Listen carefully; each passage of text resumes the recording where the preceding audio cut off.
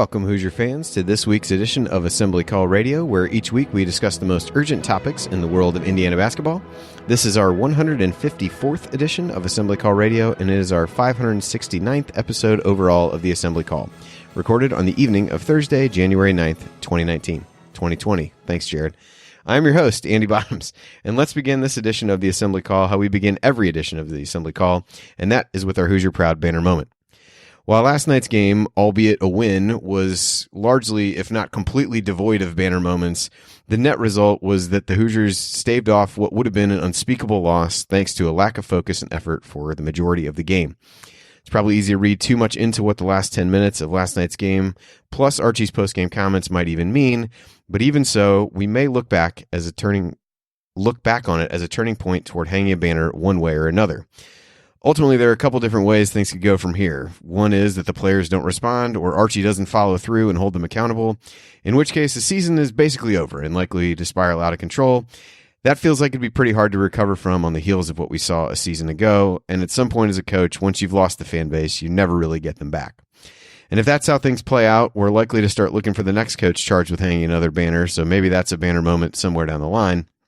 However, if the players do respond and display the same level of toughness and effort that was shown during that Wednesday night comeback, there's enough talent on the roster to get to the NCAA tournament, given the 12 wins that IU's already picked up. They're not going to compete for a Big Ten title. I think it's safe to say that at this point, or get to the Final Four.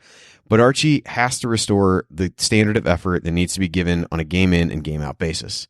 And quite frankly, it might be too late because I'm still not quite sure how we've reached a point where pride and hustle can't be counted on game to game, particularly after last season. But here we are.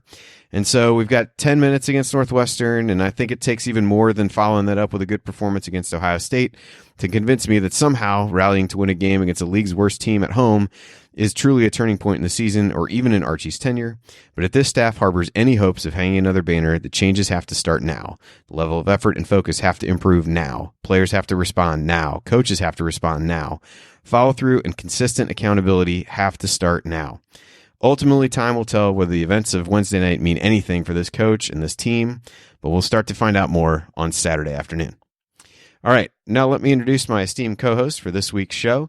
Jared is off tonight, probably working diligently to capture all the drops from Coach's latest AC After Dark last night, but he'll be back to host the post-game show after the Ohio State game on Saturday.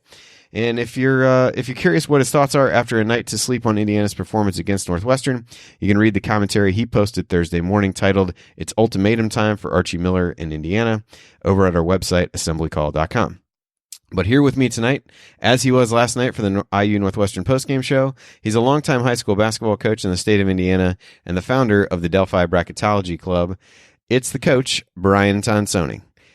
Coach, I apparently do not have the Tonsoni Time song, or I did not know where it was, so I will play it now. He remembers the days when a movie cost $1. Heaven help you if you ever decide to pop your collar. Play hard, but remember, fake hustle is a crime. He's the coach and it's Tonsoni time. So, Coach, now that you've had 24 hours to sleep on the Northwestern game, what are your thoughts at this point this evening on what we witnessed last night? Well, it's everything you said in a banner moment. It's just time to do things right, and it's a little shocking that it's in year 3 and taking another downturn in order to get some players' attention. And I think responsibility is on the coaching staff. It's also on the players. It's really 50-50. I know it depends on what you're looking at as a fan and who you want to cast the blame to. But I think it's equal.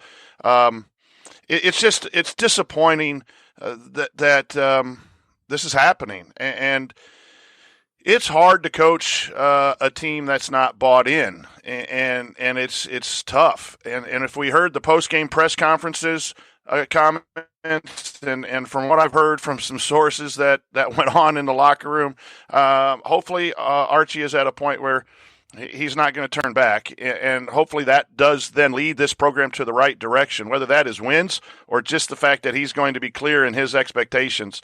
And So change has to be made, and it'll be interesting to see what the lineup is and what the rotations are. And we're going to talk about that later.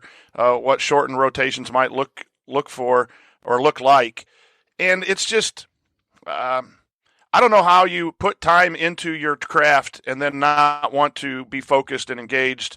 But there is a lot of me in athletics. And sometimes that rears its ugly head, and I think coaches need a psychology degree sometimes to do their job. And the only thing that's keeping me sane is that Indiana has played some good basketball, and it's just 7 minutes, 8 minutes of really selfish, non-engaged, bad basketball that's really hurting Indiana. So I'm not sure it's a stretch to say it can get fixed, but when it's attitudes and effort, I'm not confident that it will get fixed, because that's a default. People will default back to that. Maybe a game or two they can readjust, but if that's who people are, it's really hard to change them. So I'm more concerned that at any point of the season so far, but still trying to remain hopeful.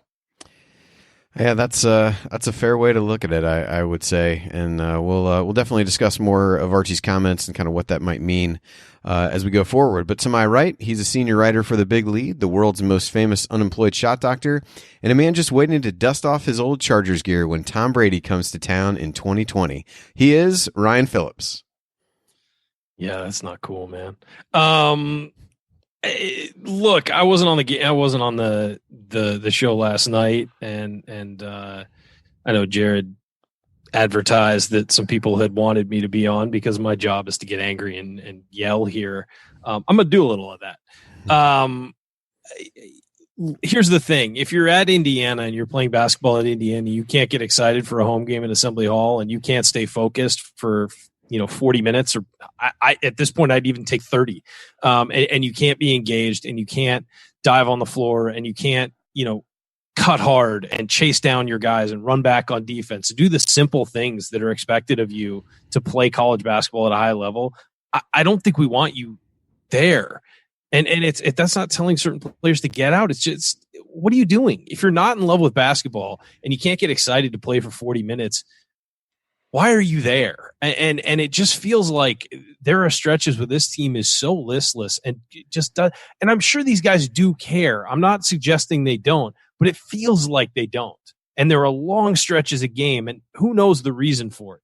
But there are long stretches of games where these guys just lose it. It's usually after they get about a 10-point lead, and then they just lose it. And they just, there's no initiative. There's no excitement. There's no, hey, guess what? We're playing pretty good basketball. Let's keep playing good basketball. It's kind of like, all right, we played good for a little bit. Let's chill. And that's not how you win basketball games. You win basketball games by beating up on a team when you get a lead and pushing it further and making them make mistakes. Sneaking by with a home win against a terrible Northwestern team should not instill confidence. Yeah, they came back and they finally showed some heart at the end. But that shouldn't instill confidence. They got Ohio State coming in this weekend, who's not going to give them that opportunity. And I just feel like this team, and here's the problem I have right now, is that we've seen these lapses now for 3 different teams over 3 seasons. And it's starting to become less about, this team and more about a pattern.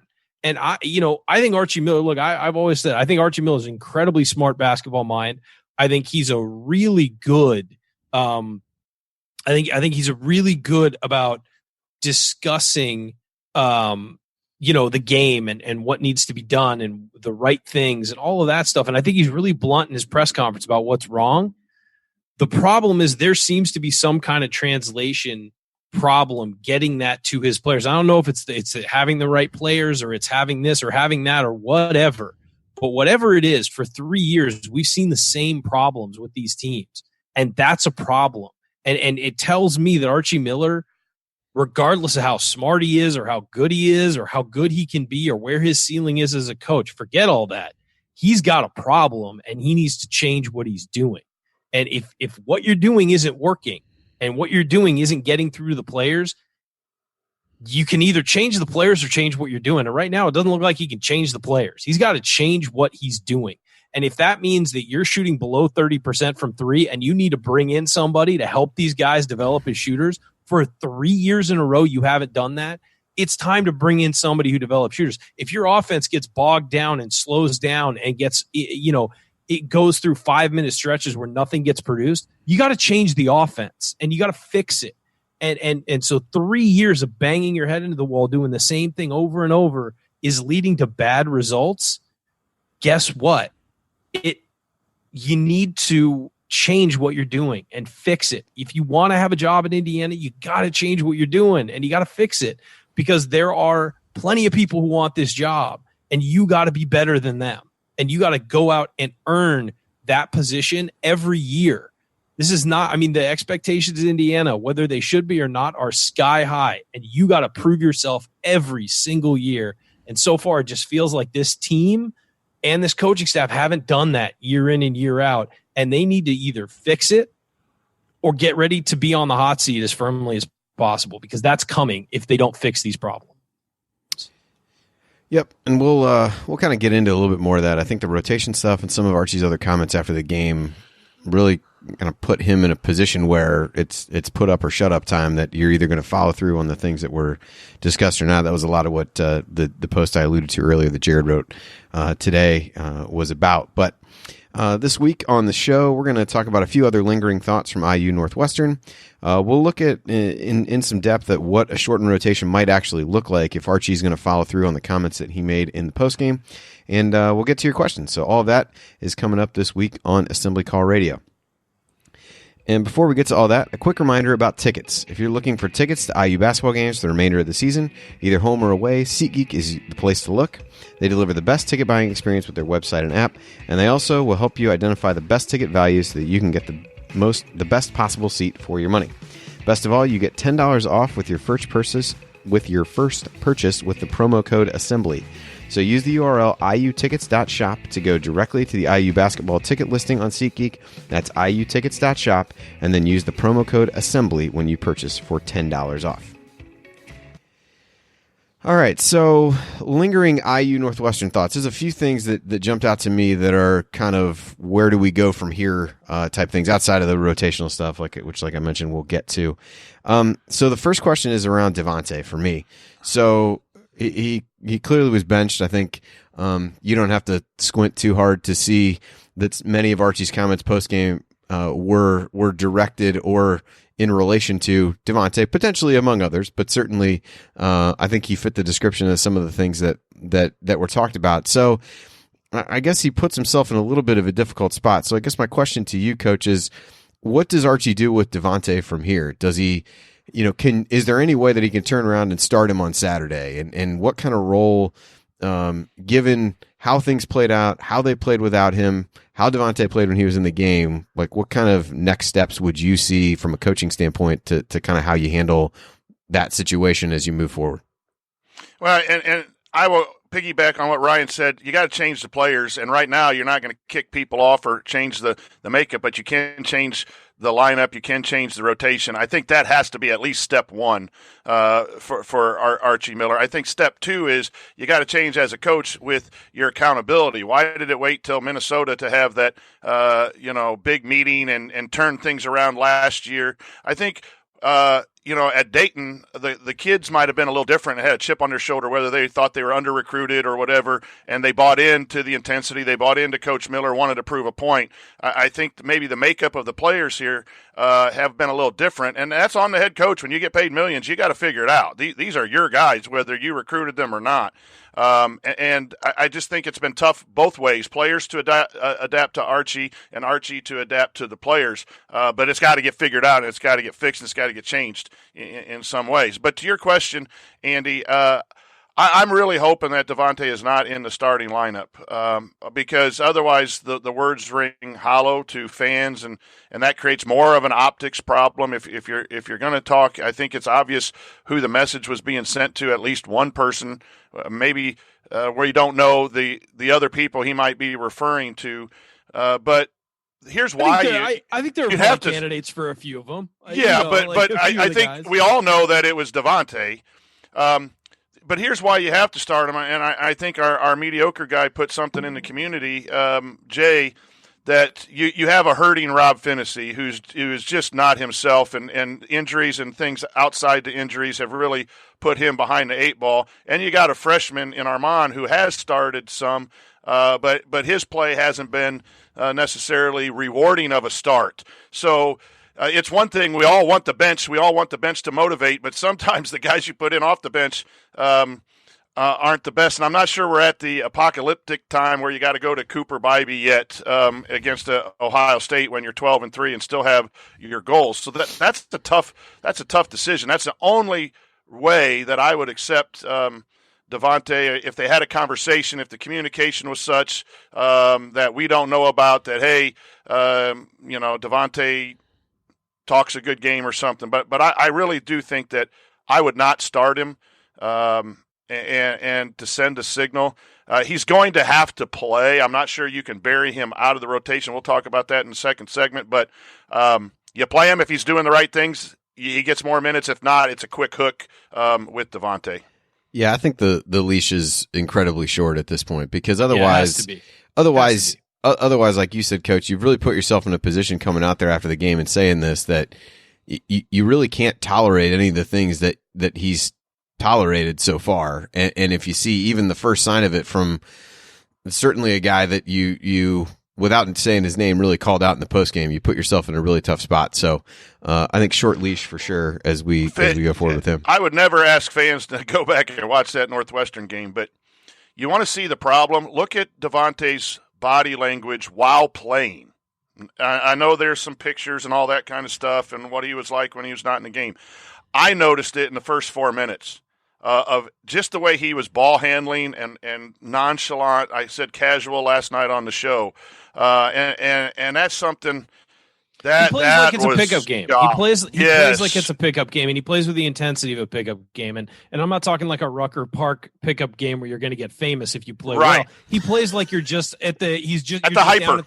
You're just down at the park with your friends. And I don't know if that's just his personality. And if it is, there's nothing going to change that. No motivational technique is going to change that. It's just who he is as a guy. And it's so funny when you see his brother, who's a really intense defender and a guy who works on his craft so hard. I'm not saying Devante doesn't work on his craft, but it doesn't show up on the court. Like the intensity doesn't show up on the court. And again, a lot of these guys, I'm sure, feel like they're giving 100% and think they're doing their best. But it's clear there's more there from all of them. And they're a lot of them are elite athletes. When you put them on the scale with normal humans like us, these guys are elite level athletes and players and all of that. And it just doesn't come out on the floor. While we're mentioning this, the one guy you've got to give credit to, and some other guys kind of stepped up as the wave cascaded last night, was Al Durham. Al Durham, we've been rough on this year for his disappearing acts in games. Al Durham showed up and played hard. He only hit 2-7 shots from the field, but he made offense by getting fouled and going to the line. He moved. He played with intensity on defense, and he just he would get to the free throw line and get excited, and a little bit of effort goes a long way. It's a little bit of that extra sort of vibe and effort goes a long way, and Durham showed that last night. It's easy. The game conceptually is not that hard. If you play intense, smart basketball and you play defense, you'll win games. And it's not hard to figure out. And you see a little intensity from Al Durham was able to raise the rest of his team's game, the rest of his teammates' games, and got a win over Northwestern, who was up 10 on Indiana. You can beat a Big Ten opponent when you're down 10 just by showing a little enthusiasm and effort. It's not that hard when you're a better team than the other team. And this team has enough talent to win games. They have to play smart. They have to play defense. They have to do all of those right things. But they have enough talent to compete with anyone in this conference. They do if they play well. They lack toughness. Because when you start the game and things are going well and you've been taught what to do and things are going well, but the minute that adversity hits, this team collectively, and not collectively, a few of the guys hang their heads, and then it just snowballs, because when you hang your head, that intensity wanes, the engagement wanes, and one bad offensive possession becomes 3, 4, 5, because good teams handle adversity, and after one or two bad possessions, they turn it around real quick. You have a good leader, someone gets into everyone and gets it turned around. And boy, one sign of a couple bad possessions, and boy, it's scare time. It's like, oh my gosh, toughness. It's just toughness. You know this, Coach. Toughness, heart, and focus go a long way to winning basketball games. Overcome talent. More important than scheme, almost more important than talent, as you said, is just focus, toughness, and heart, man. You just have a plan, execute that plan, and don't give up and don't be lackadaisical. Just go get after it. And Ryan, that's where I'm kind of a little defensive of Archie, but I am questioning it too because I thought he was toughness and I thought he would breed that in. It's hard to give kids who don't have that naturally. You've got to bring it out of them somehow. You got to demand it. But at some point, if they don't bring the toughness that you want as a coach that represents your program, you sit, regardless of the talent. And that's the one problem I've had with the 11-man rotation. And I think trying to make everyone happy as he moved into the program with a variety of recruits, I think he really tried to make sure that there was team chemistry in that, almost to a fault, to a point where too much of a player's kind of coach and not enough of a drill sergeant from a long ways away, though. But at least my take. All right, well, I think that mention of the 11-man rotation is a good place to kind of stop and segue to the next segment. So coming up, Archie did mention last night during the post-game press conference it might be time to shorten the rotation.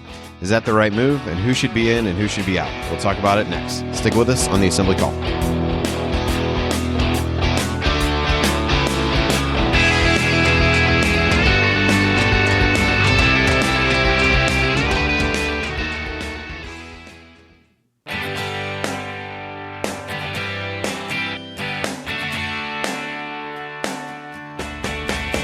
This is Jordan Halls, and I never miss a shot or an episode of the Assembly Call.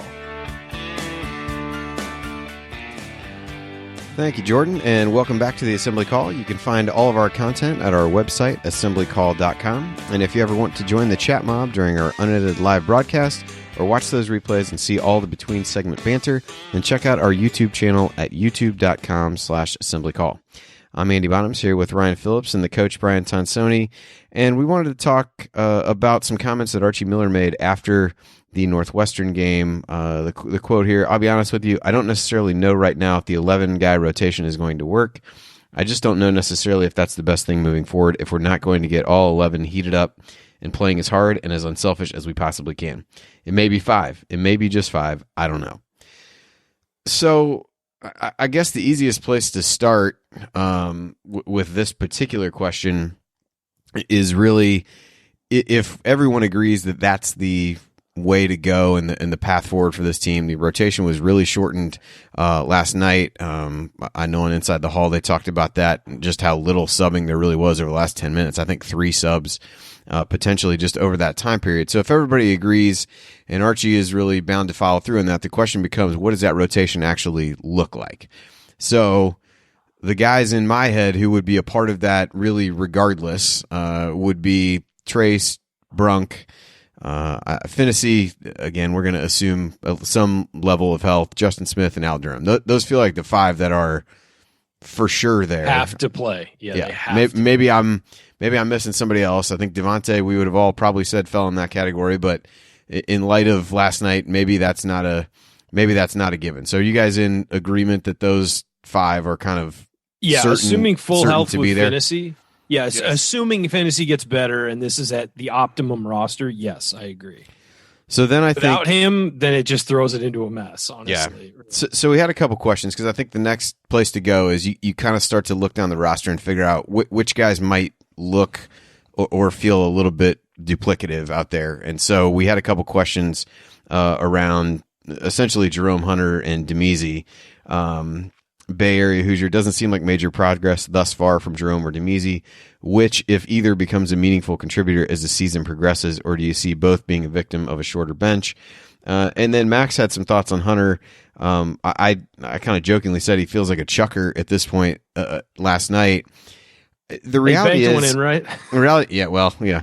The reality is with him, he just seems hell bent on standing behind the 3-point line or taking step back threes. Really doesn't seem either confident or intent on getting other parts of his game going. And I think that's been the struggle, because I think everybody who watched tape of him as a recruit and all those kinds of things saw a pretty versatile guy. Yeah, and he can do both. He's really become one-dimensional, and the one dimension is not working all that well. So that's kind of the first coin flip, I guess, if you look between those two guys. I think coming into last night, Damezi would have been the answer if you were going to pick one of those two guys, but Jerome came off the bench before him a night ago, and so now you're kind of left wondering if one of those two guys is going to be one of the guys who loses out in that scenario. Which one is it? So, Coach, I'll throw that to you first. Do you have a lean one way or the other of who you think, if only one guy emerges from that, which one is it? You know, I'm going to say Jerome Hunter, because you learn more from a game than you do from practice. And one of the things, Ryan knows this too, when you cover coaches and you hear coaches in press conferences, we've had some luxury of covering some games, and the coach from up north up here, while we might not like him because he coaches there, has some really good things to say. But they were talking about the development of one of his sophomores, and he basically said he's getting to figure it out because he gets to play. When he only got 6 to 9 minutes the year before, it was a little difficult. His job was to come in and not mess up. And now the job is different because you're getting 15 to 25 minutes as a sophomore. And so that does play. I'm looking at this as a developmental program now, and we still want to get wins. I think getting Jerome back to possible where he was when he was recruited is a big part of moving this program forward, and he needs minutes. And hopefully they're good minutes. And if for some reason they're not, in my State of Indiana report in the community, on Mighty Networks, I was really pleased with Damezi. I think he's really tried to get better, and I think his attitude's been good. I think he's defended better. I think really Damezi needs to be better on offense right now. Defensively, he's earned that. Yeah. So overall, I like 8-9 man rotations. I think part of the problem in the runs is that you get in the flow and then they're subbed out, and they don't get major minutes. I believe your best guys got to get 28 to 33 minutes on a regular basis and play together. The combinations are important as well. And Jerome might have been told to be aggressive offensively. I've seen a different aggressiveness with him in the last 2 weeks. That might be the He's coaching definitely staff. willing to shoot. Yeah. The coaches sometimes will say that, hey, you get 6 minutes. We need 4 or 5 shots from you. Don't pass up shots. We need you to take shots as trying to find some offense. So I'm not so upset with him trying to chuck stuff, because if he starts hitting bank shots or not, that's going to help our team. I would pick Jerome in that scenario just based on the future of where he's going, and he would back up Justin at the 3. Go a 3-guard lineup, 2 at a time with a third-man rotation. Go with the 2-man post, 4 and 5, with the third man being race. And there's your 8, and Damezi be 9. But that's where I'd go. Yeah, I want to agree with you, Coach, but I want to say something different about Jerome. I just think he's more versatile than right. Damezi. Jerome can get a rebound, and if he can't get the outlet pass, he can bring the ball up the court. Damezi's kind of hopeless when that happens. He can post too. He can post. He can move the ball up the court. I feel like his awareness defensively, while not perfect, has gotten much better. As has Damezi's. I'll give him credit as well. He's defended better off the dribble. I mean, there were times when he came in the preseason and in those exhibition games and early in the season where teams would just attack Damezi. I mean, immediately they would just swing the ball, find who was guarding him and who he was guarding, and just attack. Jerome is a guy I feel like is slowed down a little by the injury and getting back into shape and playing basketball again. But I feel like he's got more versatility to him. I feel like he can post. I feel like he can dribble and drive and handle the ball and not give it away. And one thing that's maddening about Damezi is he'll get a rebound or a pass and just get it knocked out of his hand really easily. He just doesn't have strong hands. And maybe that's something that needs to be developed in the offseason. We saw it last year and it clearly didn't get much better. That's something that needs to change. He needs to grip the ball when he gets it, instead of just kind of hanging it out there.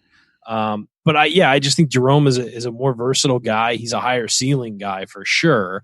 And I feel like at some point, and Jared and I have talked about this on Banner Monday, at some point that guy's going to hit a couple shots, whether it's inside, outside, whatever. He's going to get a couple to fall.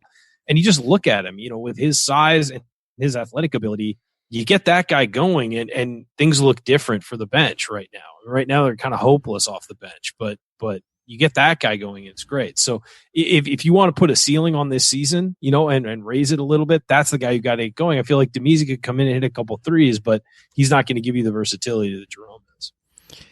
Yeah, I think the question really with either guy, and last night was not the best example because I think combined they only played 11 minutes. So even if you said I'm going to give all the minutes to one guy, that would really only have been 2 additional minutes for Jerome. And Jay makes a good point in the chat. I think there's a component of him being a little bit skittish to get into a lot of contact given, the injury history and some of those kinds of things. And I think that's true.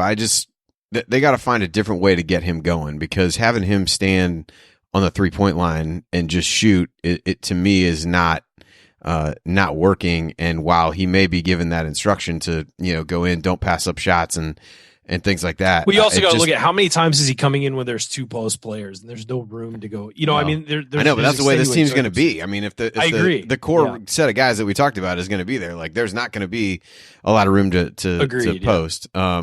So I think the other question really comes in. I think everybody would agree Race Thompson is probably another bench guy. I know Ryan would. Duran feels like an odd man out in that scenario if you're looking for another inside guy that you're not going to play. I mean, they really rode Brunk and Trace down the stretch last night. We talked about after the game that despite the shortcomings that Brunk has in different elements of his game, the level of effort and passion with which he plays is something this team really needs to have. It can be a game changer. It can be a game changer. So then I think it kind of comes to the other guard spot. A lot of that ties back to that question with Devante and what really how he responds to what happened last night, how Archie handles him after what happened there. And I think the struggle becomes Armaan Franklin has struggled since the Notre Dame game for sure. I think in some of the cases he's taken open shots that he's got to get more comfortable knocking down. He's not taking great care of the basketball, which is really the biggest thing. But he played. He was a key part of that run because Finney, I think, came in maybe about the 5-minute mark when he came in for Durham. So it was really Durham and Armaan who were in there when the run was taking place.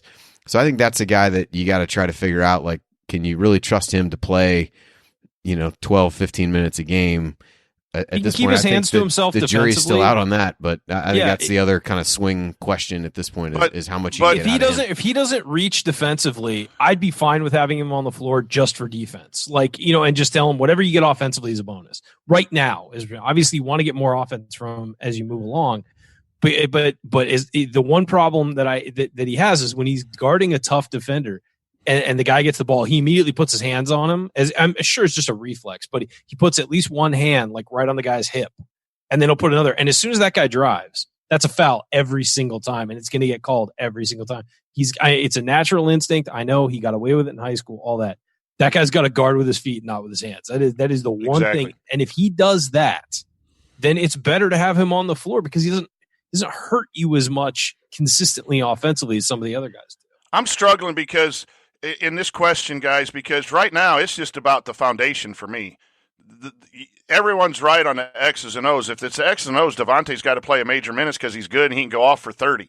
But I'm tired of people not playing the Indiana way. And so in my head, this is where I would be stubborn. I'm going to play guys who compete, whether they hand check on defense, whether they turn the ball over on offense, with Race gets a tough rebound and outlets it to the other team by mistake at Maryland. I'm going to play the guys who are my guys' toughness. And if you're not my guy and you're not tough, I don't care what your skill level is, I'm not playing you.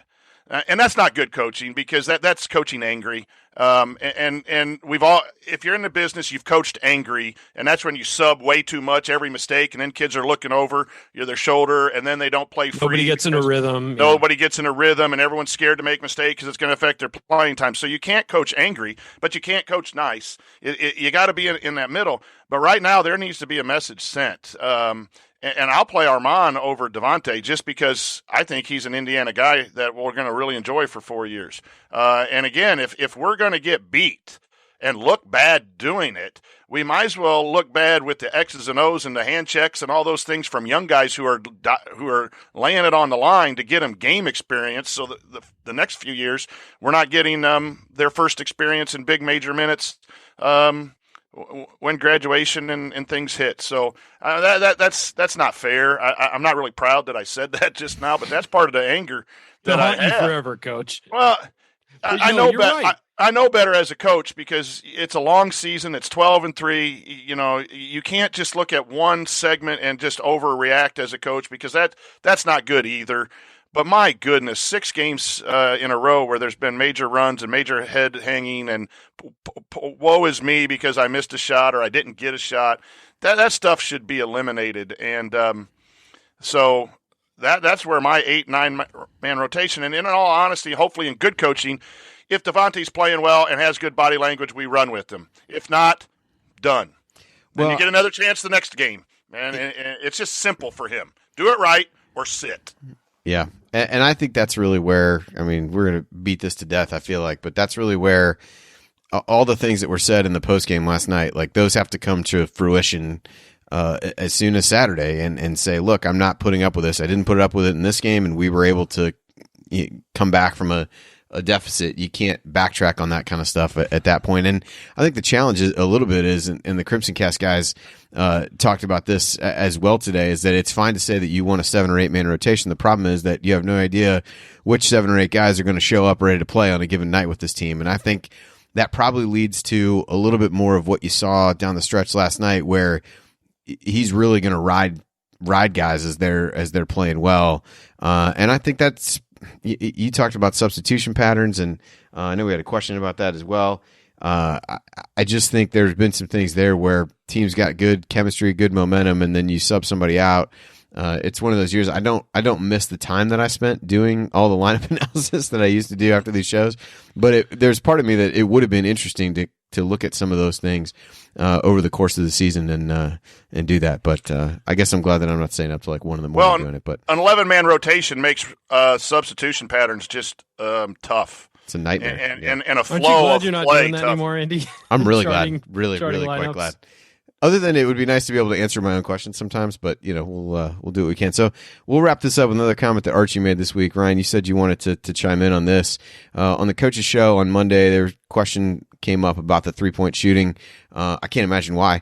But Archie basically said it was BS that this team didn't shoot the ball well. So I will open the floor to you. I know Zach Osterman wrote something this week that refuted that with some statistics, Numbers. at least based on what is actually happening and what we're all observing. But what were your thoughts on that? Yeah, what Archie said was that he thought it was BS that they can't shoot, not that they were missing them. He said that the problem is, and I even well, the missing is inarguable at this point. They're not really. And what I said, and I responded to Matt Glasgow, the Indy Star, put up his statistics, and I said, look, I think what Archie's saying isn't necessarily wrong, that they're incapable of making threes. They're just shooting bad threes. They're guarded or they're forcing them late when the offense is bogged down, or they're taking them early when they should. Like, they're not shooting good threes. Like, even ones that are open sometimes, if they're not off a reversal or something like that, it's a problem. You got to shoot them in rhythm. And I don't think I would never argue that they're great shooters on this team, but there's ways to clean up those numbers a little bit. And we've talked about it. It's running sets for shooters. It's running guys off screens and getting them open. And fellas, it's point guard play. Yeah, has a you lot got to to penetrate the defense, and then you got to hit the shooter in rhythm in their shooting pocket so they can get the shot off quick. Yeah, with a perfect and pass. Our point guard has been injured and non-effective when he's been in the game. Yeah, our 32-minute point guard. And so Al Durham, bless his heart, is trying to be the point guard, but he's just not the same. No. And that whole rhythm, the guard play, is why the ball doesn't go in the post when it needs to, and the guard play is why the threes are out of rhythm and look bad because they're not getting to the right spots at the right time. And what I would say about the 3-point shooting, it becomes a bigger deal. So we all know, I know this sounds very obvious, and I said it on Banner Monday. It's very obvious, but the reason that 3-point shooting is important is because you get an extra point. Basically, that's why it's important. You get an extra point every time you make one. If Ryan you're Phillips, missing, big time math guy. There you go. But if you're Breaking missing, news. If you're not adding those extra points, if you're not tacking those on, you need to get them somewhere else because everybody else is getting them.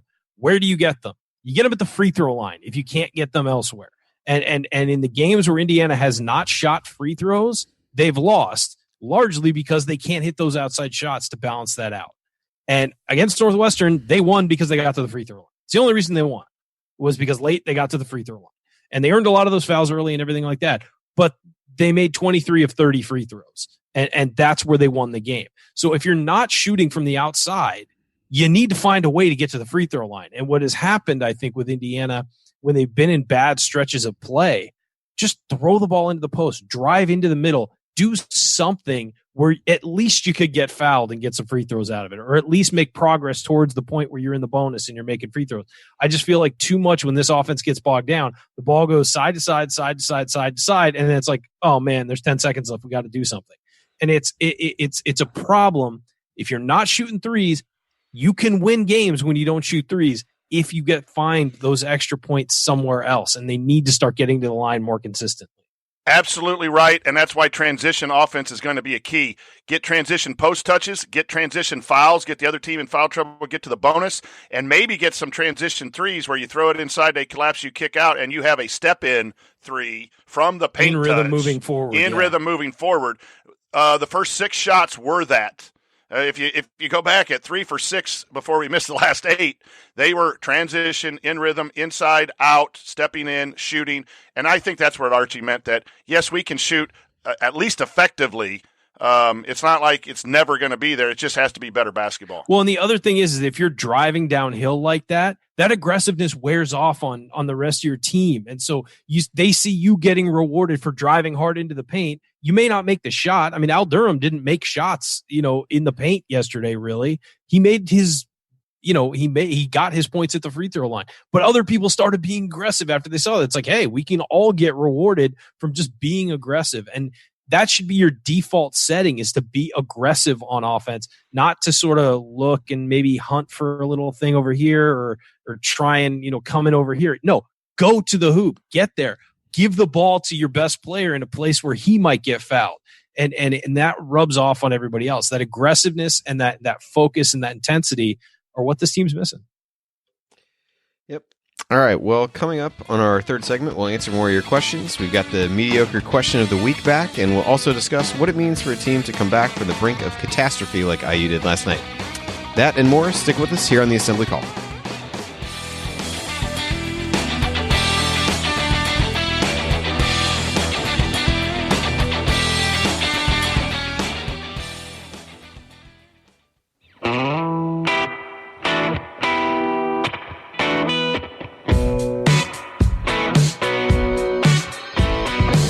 This is Nick Zeisloft. I never miss an open three, and I never miss an episode of The Assembly Call.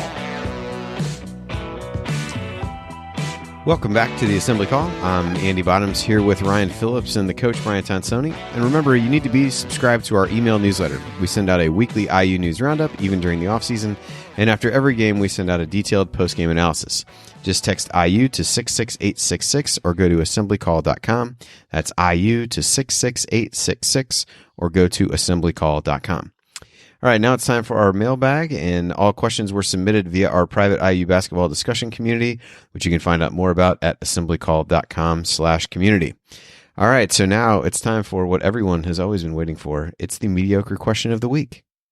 It's not that good, but it's not that bad. It's Jay's mediocre question. Easily my favorite audio on this show. Not even close. It's good. It's good. I'm not going to lie. I must have missed the first time it was used, but Jared sent it to me today, so he made sure that I had it when I was hosting. So, all right. So Jay's question this week. We are now 15 games into a 31-game regular season schedule. IU is 12-3, 2-2 in the Big Ten. I think most fans would have taken that record to this point, even though the current attitude of the fan base, or at least a very vocal portion of it, is very negative. Has your definition of a successful season changed now that the season is half over? What does IU need to do over its remaining games for you to consider this season a success? And what outcome would quiet some of the very outspoken negative voices in the IU fan base? So, Ryan, I'll throw that one to you first. Well, you're never going to quiet the negative voices until you win a national championship. Let's just be honest. Indiana's fans are a little nutty.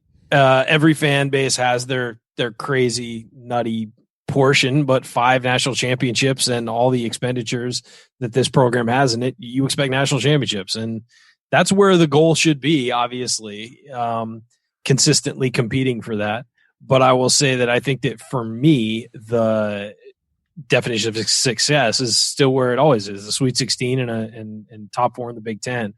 Big Ten's wide open this year. Anybody could sneak into that top 4 legitimately. Teams are losing in places they should not lose every night of this season.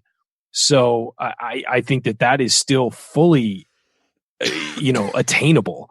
The problem is that this team has to get there, and this team has to improve a lot to be on that level. But I look, if you make the Sweet 16 and you bring back almost all of these guys, and top 4 in the Big Ten, you bring back almost all of these guys and all your important rotation players, and you add the new recruits to it, people will be excited about next season. That will get people excited more than it will have them focusing on the negative. So I think that's what my definition of success is this year. Coach, what about you? Mine has changed, sadly, because I'm just really disappointed in the upperclassmen's approach to playing basketball. I think all of those comments, getting to the tournament, obviously it would be a successful season, but it's almost to the point now where just finding the guys who do things right and playing them and developing them and getting them minutes, to me, would be a success, instead of wasting minutes on people that aren't going to be here and don't care to be here. And that's just not good. I want to make the tournament. It's very iffy right now, even at 12-3. As you know, Andy, when you put your bracketology together, it's kind of just hoping Indiana can be on that 10 or 11 line. So I'm not sure that's attainable with where we see them, unless things change, and we can always hold out hope. But making the tournament for me would obviously be successful at this point. Yeah, I would agree with that. I think what you really want to see as much as anything is, what we've seen from this team recently doesn't give you a lot of hope that goal of success is really attainable. Nope. And so for me, it's a little bit of what Coach said, just in terms of being able to reestablish what the effort is, and for this team to actually find an identity of what is IU basketball going to be under Archie Miller. I think everybody had an idea of what that was going to look like, and you see glimpses of it, but those glimpses feel like they get fewer and farther between. And so at some point you have to establish who your core guys are going forward. And at this point, based on all the stuff we've talked about, that's really what I'm looking for. I don't know that defines success, but you can't go into another offseason not knowing who you can count on in a given year. And we have probably talked ourselves into some guys that we had reasons to say, I don't know that we believe that this can actually happen going forward, but you got to see something so you can establish who the core is, what the foundation is, and where things go from there. All right, next question is from Patrick. We were dead in the water last night. It was palpable.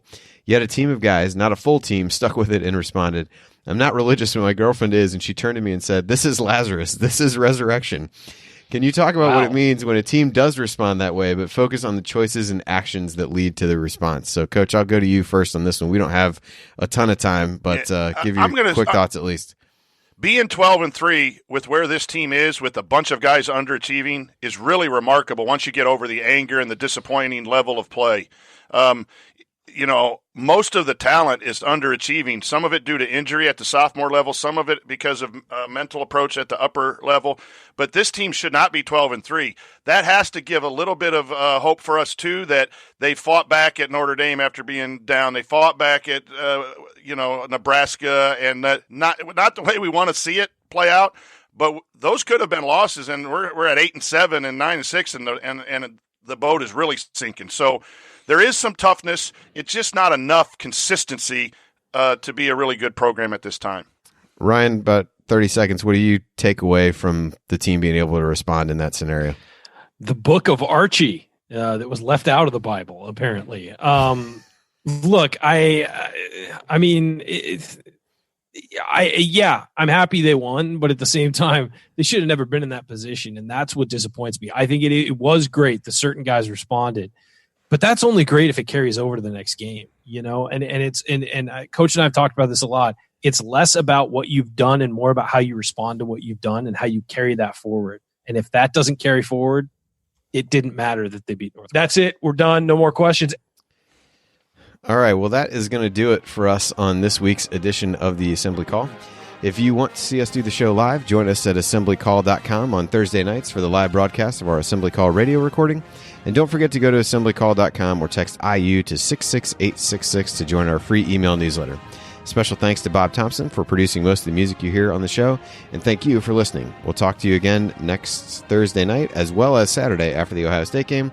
Until then, keep your elbows in and your eyes on the rim, and go Hoosiers. Thank everybody for coming out. All right, I got to get out of here, folks. Thank you.